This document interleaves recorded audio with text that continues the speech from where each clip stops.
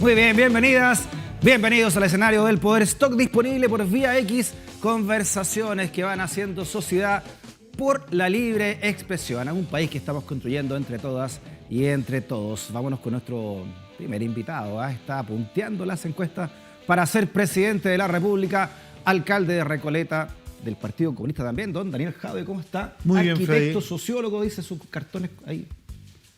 ¿Dónde No, tenés? no los tengo ahí, pero... ¿Dónde los tienes esos diplomas? No, en la casa. En la casa. Yo no soy de andar mostrando ni de andar recordando. Ya. No, ¿para qué? ¿No tienes en la oficina ahí de Recoleta No, sus diplomas de arquitecto? me de sociólogo, haría ¿no? vergüenza ajena. ¿Para qué? No. Oiga, Daniel, bueno, empecemos al tiro, ¿no? Este por su lado sociológico lo va a ir por este lado. ¿Qué país estamos viviendo hoy día? Aquí, dentro de este contexto de la pandemia, pero también dentro también de lo que ha sido la figura del presidente Piñera, que este fin de semana decide, ¿no?, ingresar al TC, ir a pelear por el 10%, ¿no?, para declararlo inconstitucional. ¿Qué va a ocurrir a partir de esto? Estamos viviendo un país que ha llegado a una crisis institucional terminal, en donde además lo viejo no termina de morir y lo nuevo no termina de nacer. Claro. Y lo viejo se resiste a morir, ¿no? Y lo viejo se resiste y pelea por todos los medios posibles, por todas las herramientas que tiene, por tratar de no perder todo el poder en este proceso destituyente. Bueno, nosotros estamos viviendo dos procesos distintos. ¿Ya? Es un proceso destituyente del modelo y un proceso constituyente del nuevo Chile que queremos construir y que tiene que ser muy distinto a este en donde una minoría pero absoluta, si el 1,5% se puede apropiar de una mayoría de la renta nacional sin precedentes en la historia del país y que va construyendo una realidad en donde el abuso y la desigualdad se vuelven parte de una realidad que ya no le permite escapatoria a nadie. Ya. Pero este hecho político, Daniel, ¿qué cree usted, no? Este hecho político de defender una medida como esta, ¿no? Además, dentro del contexto de una constitución que el 80% de los que votaron no la quieren. No, pero además con una contradicción fundamental. Él dice que retirar los fondos es inconstitucional y uno de los argumentos que ha puesto es que daña el sistema de protección social que tenemos. Pero el mismo gobierno está presentando otro proyecto de retiro de los mismos fondos que atenta de la misma manera al mismo sistema de previsión. Entonces el gobierno sencillamente está esclavo de una tosudez tan propia de este presidente y de todos sus ministros por lo demás, que viven en una burbuja que no entienden lo que está pasando. Entonces no quieren ayudar a la gente, no se preocupan de los sectores más desprotegidos, tienen votado una cantidad de personas a lo largo y ancho de todo el país, pero además le quieren impedir que se ayuden ellos mismos con sus propios ahorros. Claro. Ahora, yo siento que igual aquí hay un poco de doble estándar, ¿no? Porque ¿Ya? el primer retiro le significó un tremendo impulso a la reactivación justo cuando este gobierno estaba empezando la tesis del desconfinamiento dinámico. Recordemos, alcalde, lo que dijo precisamente el presidente Piñera en la SOFOFA, ¿no?, respecto de este 10%, cuando ya daba a entender, ¿no?, que se venía este requerimiento ante el Tribunal Constitucional. Esto fue lo que dijo la semana pasada. Lo que estamos viendo hoy día es que un grupo de parlamentarios, haciendo un uso abusivo de un resquicio, de una ilusión constitucional, están pretendiendo escribir una constitución paralela, sin modificar la constitución vigente, a través de artículos transitorios. Eso no solamente es profundamente inconstitucional, sino que es un camino que conduce a la destrucción de la institucionalidad. Y todos los que tenemos cargos públicos, incluyendo los parlamentarios y, por cierto, este presidente, al asumir nuestros cargos, juramos o prometimos cumplir y hacer cumplir la Constitución. Y por tanto yo quiero decir que como gobierno, naturalmente vamos a intentar en el proceso legislativo corregir esta elusión, este abuso, este resquicio, y de lo contrario vamos a recurrir al Tribunal Constitucional, porque no solamente es una opción, es una obligación. Bueno, ahí estaba explicando ya el presidente la semana pasada, ¿no?, que iba a ser finalmente este domingo ingresa el requerimiento. A ver, yo veo al mismo presidente que hemos visto desde que llegó al poder. Presidente ciego, sordo, mudo no es, habla y cada vez que habla la verdad que no pierde oportunidad de equivocarse. Y además siempre está en esta tesis de construir un enemigo fuerte, poderoso, cruel, ¿no?, de esto de que todo es tan peligroso, de que todos están destruyendo la democracia, menos él, que viola los derechos humanos, que le quita los ojos a nuestros jóvenes, ¿no? Que defiende los montajes de carabineros. Entonces todos están en contra del sistema y de la democracia, menos él, que es el único que viola los derechos humanos de manera sistemática, que desatiende a sus ciudadanos y ciudadanas, que además nos hace responsable de la pésima estrategia de manejo de la pandemia y que finalmente, por defender la economía y dejando caer la salud de las personas, terminó dañando la salud de las personas, generando muchas más muertes de las que podríamos haber tenido, pero además generándole un daño a la economía indecible. Ahora, Daniel, usted también como alcalde, ¿no? Dentro de lo que es el concepto de gobernabilidad, en su caso una comuna, en el caso del presidente todo un país, ¿no? que decida finalmente divorciarse, ¿no? Porque este requerimiento tiene un costo obviamente político importante de llevar, le repito, un proyecto tan sensible como el 10% por segunda vez a un tribunal constitucional que defiende una constitución que nadie, o el 80% al menos de los que votaron, no quieren. Bueno, eso es un acto de ruptura importante, imagino, políticamente, ¿no? Es que yo creo que el presidente todavía no termina de entender que él ganó unas elecciones en segunda vuelta, pero que perdió el Parlamento y que siempre ha estado en minoría. Y que además hoy día una parte de sus parlamentarios se ha pasado a la oposición porque ya nadie quiere cargar con el lastre de ser parte de este gobierno, ¿no? Entonces, cuando uno no entiende que tiene una minoría, porque si yo en Recoleta tenemos el 50% del consejo es del Partido Comunista, de los que fueron de la nueva mayoría hay otro 25% y por lo tanto tenemos el 75% en donde podemos establecer un diálogo. Claro, el 25% del Consejo Comunal de Recoleta, que es de la UDI, la mayor parte de las cosas las vota negativamente solo por molestar, están siempre tratando de judicializar toda la gestión, pero ahí nosotros tenemos esa mayoría que nos permite democráticamente gobernar y llevar adelante las iniciativas que tanto le duelen a la derecha. El gobierno no está en la misma situación. Cuando un presidente entiende que tiene un parlamento mayoritariamente adverso, lo que tiene que hacer es dialogar y es ver en qué medida puede avanzar con su programa, sacando lo que también la oposición le plantea como negociación. O sea, aquí tenemos un presidente, vuelvo a decirle, ciego, sordo, y que habla mucho más de lo que hace.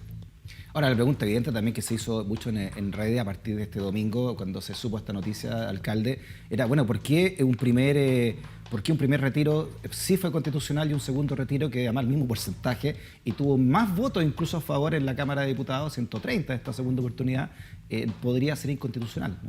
Pero lo más absurdo, el mismo gobierno está presentando un mismo proyecto, ¿no? Que simplemente con el mismo porcentaje, también es voluntario, pero tiene más obstáculos para que lo pueda hacer universal, no es universal. Y lo plantean como un autopréstamo. Entonces, uno la verdad es que no entiende. Ahí se ve, yo creo que finalmente, el carácter de un presidente que se ha caracterizado por no escuchar, por no saber dialogar, por no escuchar a nadie, por ser tremendamente tosudo y por estar además mucho más interesado en la salud y en el bienestar de las empresas y de la AFP que en el bienestar de las personas, que son las que necesitan con urgencia este segundo retiro. Yo quiero recordarle a todo el mundo, a mí nunca me gustaron estos proyectos. Yo creo que era tremendamente injusto que los trabajadores y trabajadoras de este país pagaran con sus ahorros el costo de la crisis. Imagínese usted que este gobierno hizo un acuerdo con los partidos de la concertación para meterle 12.000 millones de dólares en 18 meses a la economía para paliar la crisis sanitaria y también la reactivación, ¿no? Sin embargo, el primer retiro le metió 14.000 millones de dólares a la economía en un poco más de un mes y medio. O sea, el esfuerzo que han hecho las familias chilenas para poder salir adelante y para poder sacar adelante a su país es algo mucho mayor a lo que ha hecho este gobierno. ¿Por qué no quiere entonces retirar dinero en la Porque yo creo que está comprometido con el tema de la AFP. Y la AFP estos dineros los ocupan para financiar a las empresas de los amigos del presidente, de efectivamente a la banca, al retail, a las grandes empresas que necesitan financiamiento barato y además a la banca, que es una vergüenza, porque le pasan la plata de los trabajadores a la banca para que la banca se la preste a los mismos trabajadores, pero a un interés muchísimo mayor. Ya. Y eso parece falto de ético, además, ¿no? Ya. Usted lo ve como la verdadera madre del cordero, ¿no? O sea, yo creo que están defendiendo el modelo. Esta es la madre del modelo. La AFP es mucho más relevante para el presidente que incluso la Constitución. Presidente al cual usted tiene una acción legal en contra, y junto a su ex equipo también de salud, ¿no? El ministro Mañalich y la subsecretaria Daza, que aún sigue ahí, pero también el ex ministro Arturo Zúñiga, ¿no? ¿Cómo va estuvimos hablando hace un par de semanas con su abogado también para que nos explicara esto. En todo está recién la trama de los correos, ¿no? Y habían perdido... Todavía no están los correos, ¿no? París, pero todavía no se entregan los correos. Todavía ¿Qué no pasa? se ¿Qué sabe usted al respecto? Desde que la acción judicial partió hemos vivido un intento múltiple por obstruir la acción de la justicia por parte del presidente y de sus ministros y por parte de su equipo de abogados. Tratando primero de amedrentar a los fiscales, tratando incluso de provocar un cambio de fiscales, tratando de además intimidar y no colaborar, negándose a entregar la información.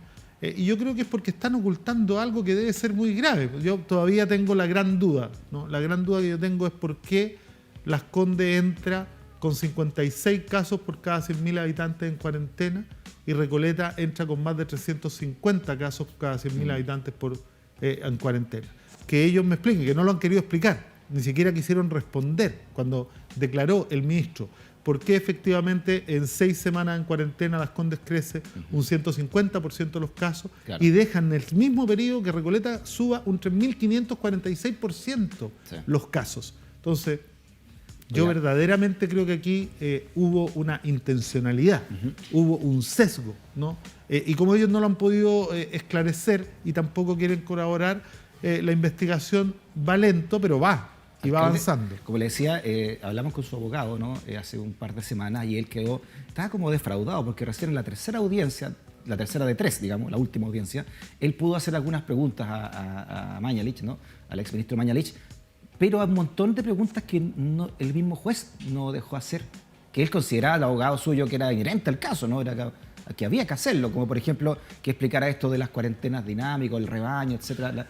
Y no dejaron hacer esas preguntas. Bueno, ahí hay que respetar la decisión del juez, pero nosotros no la compartimos. Dijo que eran impertinentes. Es que yo creo que el juez creo que efectivamente no entiende lo que se está discutiendo, ¿no? Porque cuando todo el mundo ya sabe y el mismo ministro definió que él partió de premisas que eran falsas, que diseñó una estrategia que terminó siendo errada, que él navegaba, lo dijo él, en la más completa oscuridad y sin una dirección, ¿no? Y que más encima no tenía conocimiento ni conciencia de la pobreza y del hacinamiento que existía en los sectores populares. Y piense usted que es una persona que ya había pasado por otro gobierno y que había sido ministro antes. O sea, la primera vez que gobernaron con las mismas autoridades tampoco sabían lo que hacían. Y con la lista de espera que Contraloría tuvo. O sea, además conocemos toda la historia. Entonces yo creo que el juez ahí erró, pero finalmente esto es la primera instancia. Creo que queda un largo camino por recorrer y nosotros vamos a llegar hasta el final, hasta las últimas consecuencias, y esperamos que se sancione a los responsables de haber esparcido un virus de manera temeraria en las comunas del país. Alcalde, y esto de que los correos, en el momento que estamos conversando, todavía no se sepan, ¿no? Y la última vez el ministro París dice que Entel, la empresa Entel no lo ha querido entregar, o sea, dependemos de una empresa privada para correos que podrían estar en contra de la seguridad del Estado. Es vergonzoso, yo creo que fue desapareciendo ese ministro que se mostró en primeros días tan dialogante y colaborativo, claro, y ha ido apareciendo un ministro bastante más parecido a Mañalich, en su primera estrategia, que no escucha a nadie, que no quiere colaborar, ¿no? Y que se afirma de sus tesis como si fueran verdad absoluta, a pesar de todos los errores que ha cometido. Claro, ahora, para ser más específico en el término, París ha dicho que no ha podido, ¿no? Que no ha podido entregar los correos, que él quiere entregarlos, pero no puede porque están ahí en Entel trancados en el proceso, en fin, ¿no? Me reservo el derecho a no creerle al ministro París a esta altura. Ya. ¿Qué persigue realmente la querella, alcalde? Entonces, contra acá está declarando el ministro Mañalich, antes de conocerse los correos, por supuesto, que también había un apuro muy grande del ministro Mañalich de declarar antes, ¿no? De su abogado, por supuesto. Nunca hubo apuro, ¿eh? El ministro Mañalich declaró el mismo día que estaba citado a declarar desde el inicio de la investigación. Yo creo que fue una operación comunicacional bastante burda. Eso decía su abogado también, ¿no? Sí, claro, mostrarse tratando de colaborar cuando en realidad no están colaborando, ¿no? Yo creo que simplemente fue una operación comunicacional. Además, tiene abogados que todos los conocemos, son históricos defensores de violadores a los derechos humanos y por lo tanto creo que no hay nada que nos sorprenda. Pero hay que dejar que la justicia actúe y hay que dejar que la investigación... Saliasnik, porque o sea, Samuel Donoso también fue PP, digamos. Samuel ha defendido a todos, digamos, pero Saliasnik claramente defendió a Fujimori, ¿no? Ha tenido algunas defensas bastante notables. ¿Le interesa hablar de la presidencia, de las presidenciales que vienen, las elecciones que vienen? ¿Usted va de candidato nuevamente a la reelección como alcalde de Recoleta, Daniel? Sí, en claro. abril, ¿verdad? Sin duda. Voy Ya. a la reelección en Recoleta. Todavía hay mucho que hacer en Recoleta. Hemos avanzado mucho, hemos mejorado la calidad de vida de los habitantes de la comuna, pero todavía quedan cosas pendientes que mejorar. Y sobre todo queda un espacio de tiempo muy relevante en el próximo periodo para volver a levantar la comuna de todo el costo que ha significado esta pandemia. Los presupuestos municipales cayeron casi en un 35% y eso nos ha generado un problema tremendamente grave, ¿no? En algunas áreas de servicios que hemos tenido que debilitar. Y por lo tanto esperamos revalidar este proyecto y seguir adelante a la espera de que la ciudadanía diga qué es lo que tenemos que hacer. Sentado en este escenario del poder, Daniel, usted fue la primera vez que dijo, ya hace un tiempo ya considerable, ¿no? Un par de años por lo menos, que si el partido le da el respaldarazo, usted estaba dispuesto a ser candidato al menos a presidente de la República. Lo dijo aquí. Y recuerdo que generó... y le quedó la escoba. No me lo recuerde, por favor, porque la verdad que estamos en un país además lleno de gente de doble estándar y de hipocresía, ¿no? Porque me acuerdo que en la última vez que lo dije salieron varios a decir que no era el tiempo, que estábamos preocupados de la pandemia. Seguimos en pandemia y ahora sí es tiempo, ¿no? Entonces, la verdad es que a uno le sorprende este doble estándar que manifiestan algunos. Además, déjeme decirle que comunicacionalmente, Daniel, usted ahí ya quedó instalado en realidad. Así, pero claro, si lo hizo en Recoleta, ¿por qué no en Chile? ¿Qué va? Ahí esto, ¿no?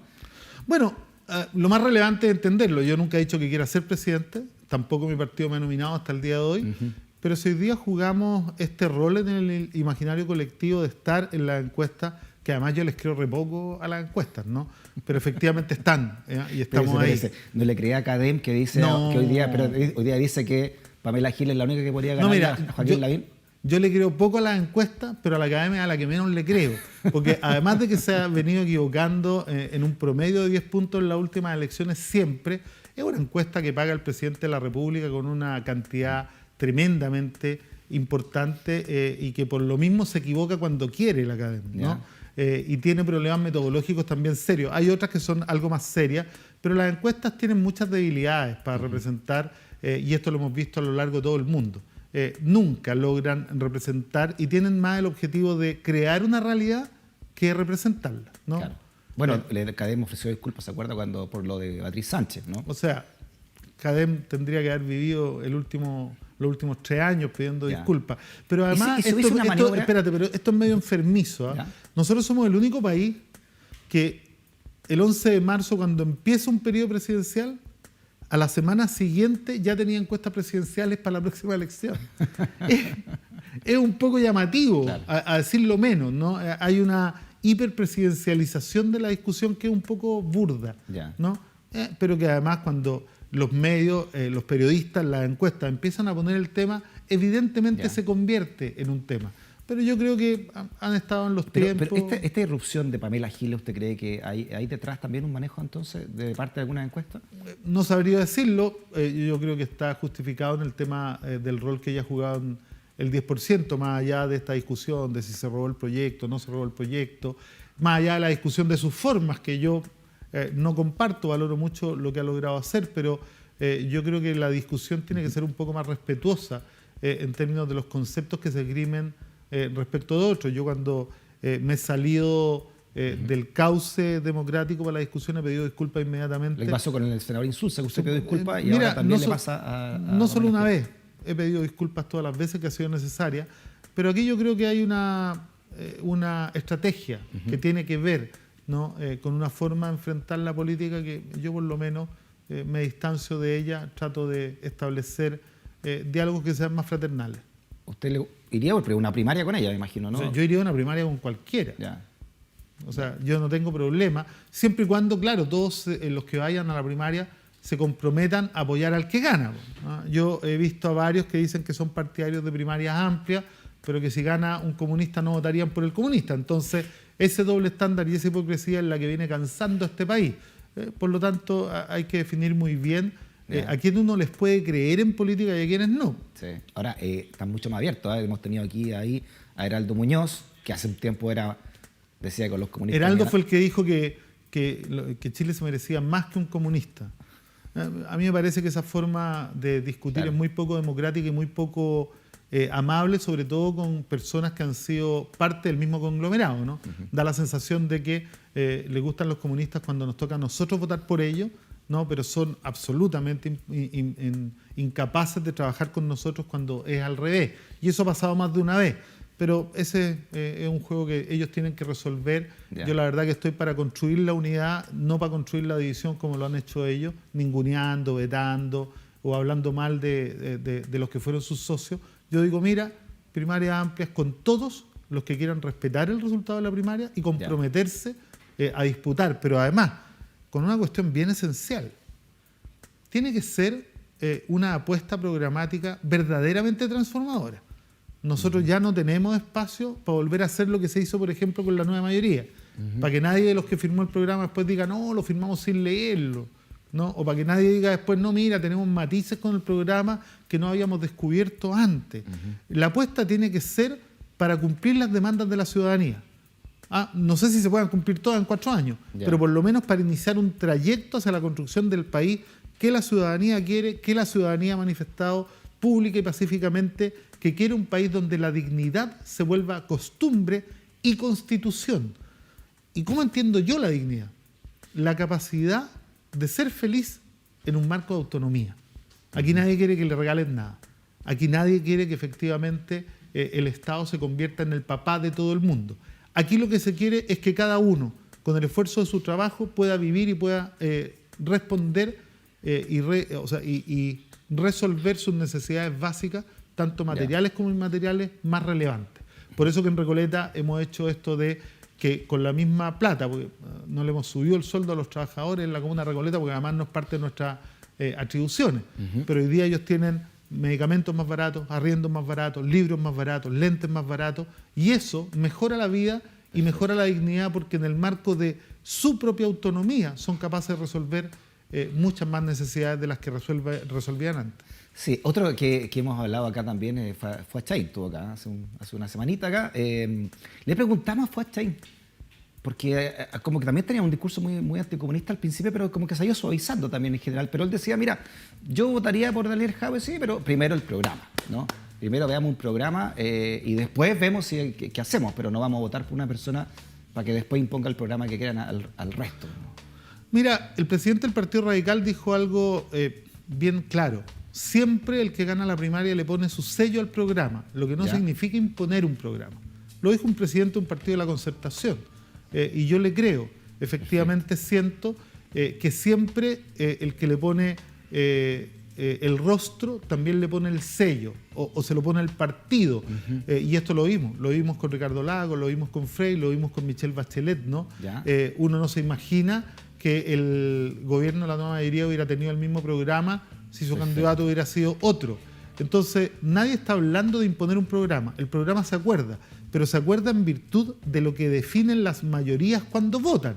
Y usted comprenderá que si en una primaria se vota por un candidato que tiene voluntad transformadora por sobre otro que es tremendamente conservador, algo está diciendo la ciudadanía. Uno no puede llamar a la ciudadanía a participar y a manifestarse solo como un acto formal. Tiene que darle poder a la ciudadanía. Perfecto. En ese sentido, entonces, alcalde Jadwe, usted es presidente de la República, agarra el programa, la primera medida o las primeras medidas para ponerle su sello al Chile que va a estar al menos 4 años bajo su mandato. ¿Cuál sería? No me lo diga. Vamos a hacer una pausa. Vamos a ver el programa político, el programa de gobierno que podría tener el alcalde Jadwe, si llega a la moneda. Una pausa, seguimos conversando en el escenario del Poder Stock, disponible por la libre expresión. No te vayas de la sintonía.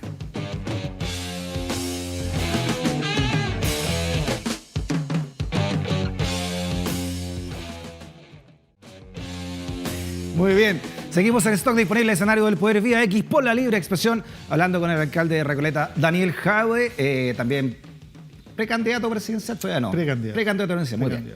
Oiga, Daniel, precandidato presidencial entonces. Pero candidato a la reelección en Recoleta. Eso ya está. Y candidato listo para la reelección. Muy bien. Así es. Oiga, Daniel, llega la moneda entonces. ¿Cuál va a ser el sello? ¿Cuál es su sueño también como su primer ciudadano, ¿no? de ponerle una impronta al país? Hay que entender que el próximo gobierno le va a tocar instalar la nueva constitución. Y que por lo tanto hay varios temas que vamos a dejar que corran y que se discutan ahí. Y no voy a hacer lo mismo que este gobierno de tratar de intervenir la discusión. No. Hay que darle el espacio para que eso sea un proceso participativo y que lleve a la constitución con la menor interferencia del gobierno que esté posible. Ya. Y por lo tanto algunos temas fundamentales como recuperación de los recursos naturales o el Estado plurinacional e intercultural van a estar alojados ahí. O sea, perdón, entonces, nacionalizar el cobre o renacionalizar el cobre, también, por ejemplo. Tiene. Ya, el litio, a manos absolutamente. Bueno, el agua ni hablar, por supuesto, ¿no? Pero cuando tú me preguntas la primera medida o la medida que quisiera yo fuera mi sello, ya, es el reconocimiento constitucional al trabajo doméstico. Ya. O sea, creo yo que en Chile no puede haber nadie, y esto es para empezar a resolver la contradicción capital-trabajo, que para las y los comunistas es tan trascendental, ¿no? Ya. Porque la riqueza en el capitalismo se genera de dos maneras: pagándole a los trabajadores menos de lo que vale su trabajo para que el capital gane más de lo que vale su aporte al flujo de producción, pero también hay un grupo grande de trabajadores a los que no se les paga nunca. Entonces, cuando nosotros hablamos de dignidad y hablamos de que cada persona tiene derecho a construir su propia felicidad en un marco de autonomía, lo primero que uno tiene que preguntarse es ¿por qué alguien puede trabajar todo el día, ¿no? Y no tener a quién pedirle y no tener dinero para consumir y para comprar lo que necesita? Esto es la definición básica de este trabajo semiesclavo que es el trabajo doméstico y el trabajo de cuidado, que en nuestra sociedad lo asumen en un 90 y tantos por ciento, 97% solo las mujeres. Yeah. Entonces ese trabajo yo creo que tiene que ser reconocido constitucionalmente, pero además remunerado por el Estado. Y cuando hablamos de remunerado con cargo a impuestos generales, hablamos de poder primero hacer una racionalización del Estado, de tal manera que muchos de los subsidios que uno entrega focalizados pudieran suprimirse, junto con suprimir la burocracia que se requiere para que esos subsidios lleguen donde llegan. Perfecto. Entonces haces ahorro por ahí, pero además aumentan los impuestos de tal manera de que esto se pueda pagar. Cosa de que toda persona que haga trabajo focalicémonos doméstico, en eso porque antes de impuestos somos muy parecidos a muchos países de Europa, pero después de impuestos nos convertimos en el país más desigual del mundo, uno de los más desiguales según el índice Gini o el coeficiente Gini. ¿Cuál sería entonces? ¿Qué medida usted haría para hacer de Chile un país más equitativo, más igualitario? A mí esa. Imagínate lo que estoy hablando. ¿Ya? Hay 1.743.000 personas que hacen trabajo doméstico no remunerado. Imagínate remunerar eso, ¿no? Imagínate lo que significaría para el impulso y el fortalecimiento del mercado local, de la pequeña y mediana empresa. Imagínate lo que significaría para la activación del consumo. Ya, perdón, ¿cómo pero cobramos además para la autonomía. ¿Cómo cobramos su impuesto, alcalde? A través de impuestos generales, el impuesto a los súper ricos, la desintegración del sistema, por supuesto, que puede ser paulatina, no de una vez para todo, digamos, pero puede ir desintegrándose el sistema hacia la desintegración total y la recuperación de los recursos naturales. Yo creo que son tres elementos de donde puedes sacar plata suficiente, y está calculado, además del término de la mayoría de las exenciones tributarias que tiene el sistema. Eso podría significar un incremento de casi un 20% del PIB, pero además evitaría que cualquier mujer tuviera que aguantar un maltratador porque depende de él socioeconómicamente. Si se le cobra impuestos más a los superricos sacan sus inversiones, ¿no? Y las sacan del país, las ponen en otras bolsas, en otras partes. Mira, eso es un mito. ¿Ya? Yo creo que no va a suceder. Bueno, claro, hay algunos ricos que quieren mucho más a su dinero que a su país, pero yo conozco muchos grandes empresarios, conozco muy buenos empresarios que están dispuestos a pagar más impuestos por tener un país más justo y por construir un país donde la dignidad sea real, donde cada persona pueda perseguir su felicidad en un marco de autonomía de acuerdo a su propio esfuerzo. ¿Ya? Entonces, lo que tenemos que hacer es hacer eso, y claramente vamos a tener que prescindir de una parte que seguramente se va a llevar sus capitales. Ahora el tema es si, porque no se lleven los capitales aquellos que aman mucho más su dinero que su país, no podemos hacer las transformaciones que hay que hacerse. O sea, yo creo que esto de remunerar el trabajo doméstico, ningún economista serio te sabría explicar por qué el trabajo doméstico fuera de la casa propia vale 400 lucas y dentro de la casa propia vale 0. Esto es lo que permite el patriarcado, esto es lo que permite la violencia intrafamiliar, esto es lo que permite y lo que obliga muchas veces, ¿no?, a que la mujer tolere a los maltratadores porque depende socioeconómicamente de él. No. Entonces imagínate cuál es el salto adelante que estaríamos dando si en nuestro país nadie volviera a trabajar nunca. Y eso de manera es gratuita. Constitucional, o sea, dejarlo en la Constitución. Para mí tiene que ser un tema constitucional. Pero si no queda en la Constitución, tendremos que aprobarlo por una ley para que efectivamente sistema previsional, ¿cuál sería usted el ideal para un país como el nuestro? Mixto. ¿Ya? Pilar central solidario, ¿no? Solidaridad intra e intergeneracional y sistemas privados para los que puedan querer aumentar su pensión a través de cualquier sistema, me da lo mismo, pero que no sea el pilar, ¿no? Y que la plata de esa esté a disposición de un proyecto nacional de desarrollo y no de las grandes empresas. Que se vaya a un fondo común todo y si alguien quiere tener mejor, paga aparte. Así es. Como una especie de APB, como se llama hoy, ¿no? Sí. Ya. ¿En salud algo parecido? O sea, en salud yo creo que tenemos que tener que avanzar hacia una reforma a un único sistema de salud que asegure a todos universalidad, ¿no?, desde el día que nace hasta el día que muere, sin eliminar la provisión privada. Nadie está pensando hoy día en eliminar la provisión privada de servicios, bienes y productos. Lo que sí es que el Estado debe tener fuerza, músculo suficiente y dinero suficiente para asegurar, por ejemplo, mira, está este chico, no recuerdo el nombre, pero que requiere este remedio que cuesta 1.600 millones de pesos y que además tienen un plazo perentorio para poder entregárselo, para que surta el efecto que tiene que surtir, creo que antes de diciembre. Y estamos en un país en donde el 97% de las familias no podría comprar ese medicamento. Y lo peor es que el Estado no está haciendo nada para hacerlo. O sea, cuando tenemos un país que tiene que asegurar el derecho a la salud, lo que tiene que pasar es que en un caso como este, el presidente de la República, a través de su ministerio, compren el medicamento y se lo pongan a disposición de la familia. ¿No? Y esto no está pasando, ¿por qué? Porque hay algunos que están sacando cuenta de si es rentable invertir 1.600 millones de pesos para salvar a una persona. Son los mismos que dicen que son defensores del derecho a la vida. Son los mismos que defienden la vida a ultranza. Aquí tenemos una vida que está en riesgo, una familia que lo requiere y un presidente que no ha hecho nada para satisfacer esto, y la familia está haciendo algo que yo admiro, porque muchos hemos tratado de ayudar, hemos tratado de buscar a través de achifar, si no lo podemos conseguir más barato, casi no hay posibilidad, y ellos están haciendo una colecta. O sea, a mí la verdad es que me da vergüenza ajena, es vergüenza nacional que una familia de clase media, esforzada, que trabaja todo lo que trabaja en la familia chilena, no pueda resolver un problema de salud de su hijo porque es una enfermedad extremadamente cara y no tienen cómo. Son 1.600 millones de pesos. Yo emplazo al presidente de la República, si tanto tiene el derecho a la salud, que ponga los 1.600 millones de pesos con la plata de todos los chilenos, porque yo creo que todos los chilenos estaríamos felices que una parte de nuestros impuestos vaya a salvar una vida de un ser que tiene toda una vida por delante y que hoy día no lo puede satisfacer porque este país no lo asegura. Alcalde Juárez, usted entonces va a la reelección en abril como alcalde, pero también iría a una presidencial. Entrevistamos también a la alcaldesa Evelyn Matei de Providencia. Le hicimos la misma pregunta y ella dijo, no, ¿sabes qué? Encuentro que es súper incompatible. Dijo, ir de candidata a presidencial si voy a ser alcaldesa, así que se va a decidir antes. ¿Por qué? Lo recordamos, lo conversamos, Daniel. Ahí está.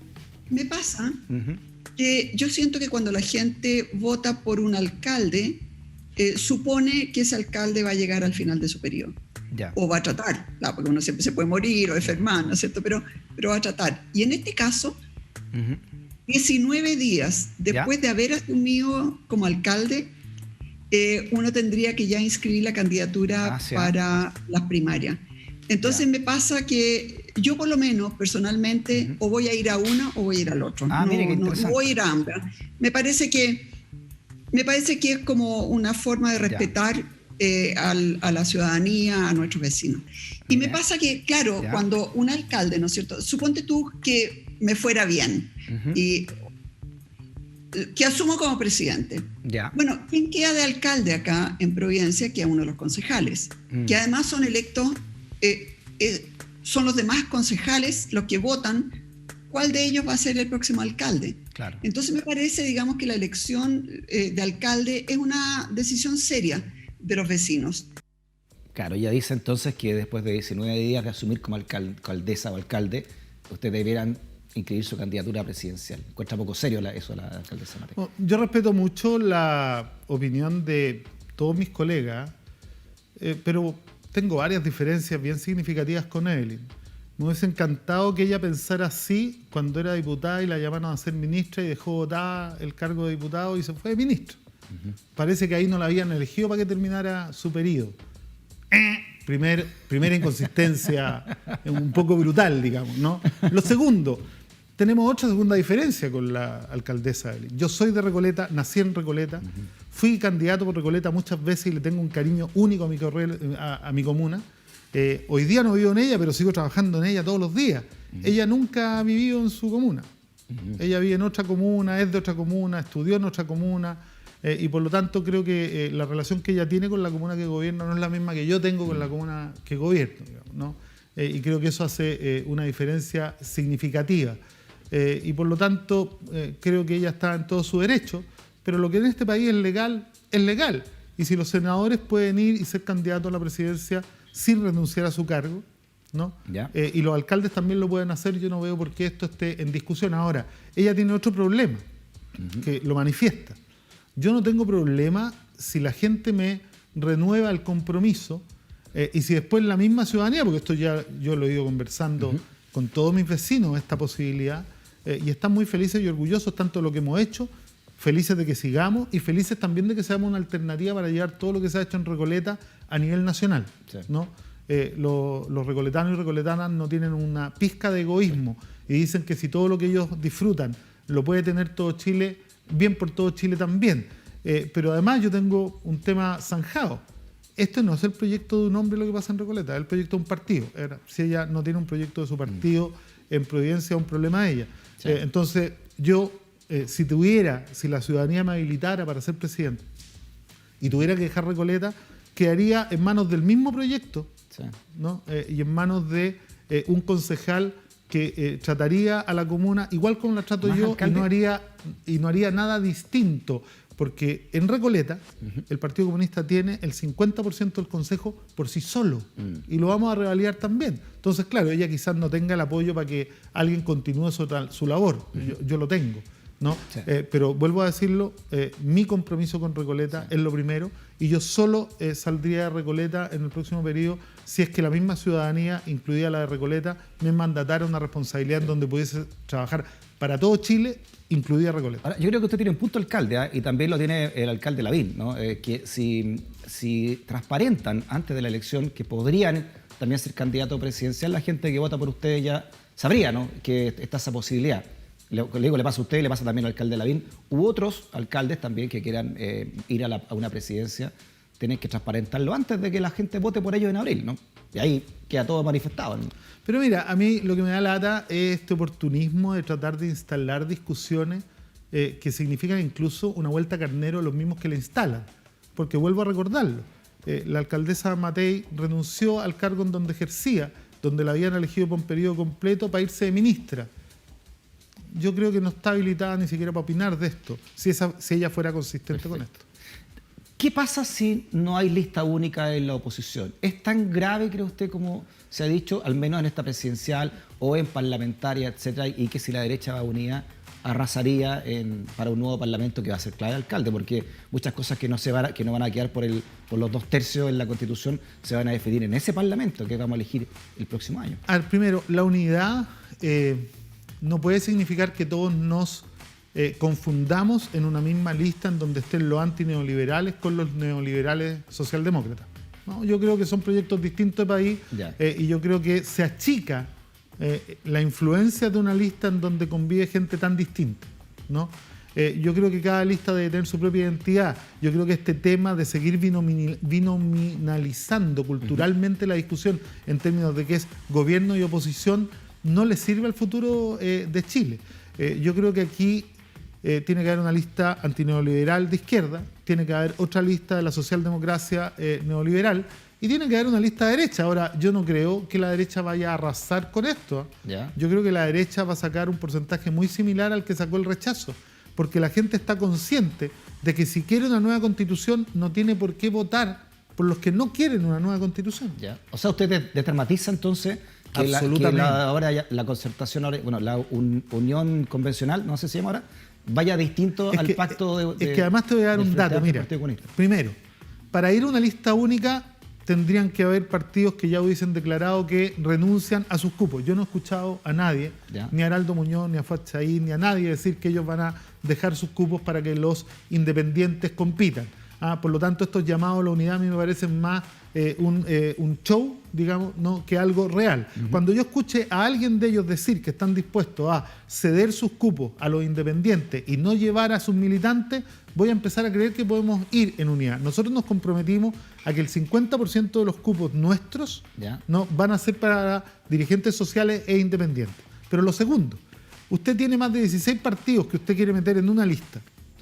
Cuando usted haga el ejercicio de meter a 16 partidos más las organizaciones sociales, ¿no?, en una lista que, por ejemplo, en un distrito en donde hay 3 constituyentes, tienen que poner 4 en la lista, va a tener que dejar a 12 partidos afuera.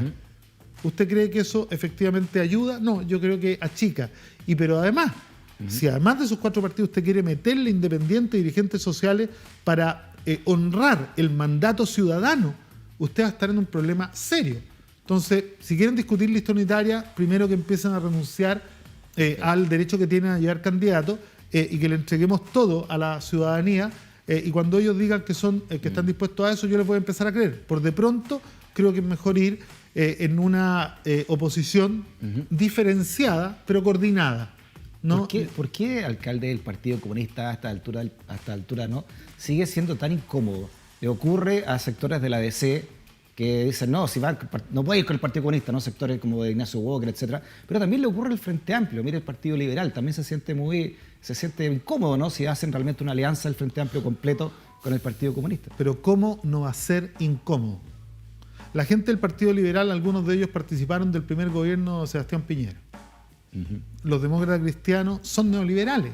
¿Se refiere al diputado Mirosevich? Sí, claro, pero además recuerde que quienes le entregaron el ladrillo a la dictadura militar con las transformaciones productivas que Chile necesitaba en la década del 70 fueron economistas demócratas cristianos. Recuerden, ¿no?, que el primer ministro de Justicia de la dictadura, cuando se denegaban todos los recursos de protección en este país, era demócrata cristiano. Entonces, claro, por eso digo yo, es tan difícil tener una lista unitaria. ¿Por qué? Porque hay una posición que es contraria al sistema y al gobierno, contraria al modelo neoliberal. Pero hay una parte de la oposición que no es contraria al modelo, que es contraria a este gobierno, ¿no?, y que incluso han salido a defenderlo. Recordemos que una parte de la democracia cristiana, liderada por su presidente, antes del 18 de octubre le había pasado todos los votos al gobierno de Piñera y estaban más cerca al gobierno de Piñera que el resto de la oposición. Entonces, yo creo que efectivamente tenemos que respetar nuestra historia, tenemos que respetar nuestros proyectos de país y la gente tiene que poder decidir con absoluta transparencia y honestidad. Entonces, una lista en donde nos confundamos todos, a mí con las declaraciones de algunos de ellos me parece que es un poco difícil. Imagínese cómo hasta usted va a ir en una lista con algunos que dicen que nunca votarían por usted. No. ¿Quién? Transparentemos los nombres, para no tener que googlear. Digamos. O sea, algunos dirigentes de la democracia cristiana, algunos dirigentes de la democracia cristiana, incluso para los cuales yo he hecho campaña, han dicho que en ninguna ocasión votarían si es que nosotros ganamos en la primaria. No podemos ir a primaria con ellos, si no están dispuestos a cumplir con las condiciones mínimas de una primaria. El mismo error habían empezado a cometer algunos dirigentes de otros partidos como el PPD y empezaron a recular, pero efectivamente esto no ha sido muy amistoso. El discurso del presidente del PPD, Araldo Muñoz, ha ido convergiendo, más ¿no? consensuado. Pero quiero recordarles siempre que ellos fueron los que decían que Chile se merecía más, que Chile efectivamente nunca votaría por un comunista, como que si la fiesta de la democracia fuera para todos menos para nosotros. Nosotros, según algunos de ellos... La senadora Goich fue que dijo... La senadora Goich, la senadora Rincón, también dijo que nunca votaría por mí. Entonces, ¿cómo voy a ir a una primaria con ella? Si ella no está dispuesta a honrar la palabra que todos los que van a primarias honran, que es que el que gana tiene el apoyo de todos los otros. Ellos mismos han dicho que no están dispuestos, entonces nadie está obligado a lo imposible. Nosotros hemos querido la unidad social y política más amplia, pero de aquellos que quieren transformar Chile. Matías Walker también dijo que quería más su país. Bueno, pero Matías... El diputado, digamos. Matías Walker tiene otros temas, digamos, que lo marcan mucho. Está complicado, ¿no? Yo nada. Yo creo que lo que está complicado son ellos. Oiga, o sea, imagínense que yo vuelvo a decirlo. Yo no he dicho que quiera ser presidente. Yo si aparezco en las encuestas porque la ciudadanía lo dice. Hay algunos que las encuestas no los nombran, ni la ciudadanía los nombra y se autoproclaman ellos. Yo creo que ellos están un poco más complicados. Fíjese que nosotros, bueno, aquí entrevistamos el escenario del poder. Imagínense toda la cantidad de gente que viene para acá, ¿no? Y no le voy a decir nombre porque me la dicen en la íntima, ¿no? Dicen, pucha, es que el Daniel es muy peleador, ¿no? Le falta, como que no le cuesta hacer consenso. ¿Usted alguna vez me ha escuchado decir que Chile se merece más que alguno de ellos? Nunca. ¿Usted alguna vez me ha escuchado decir que yo no votaría?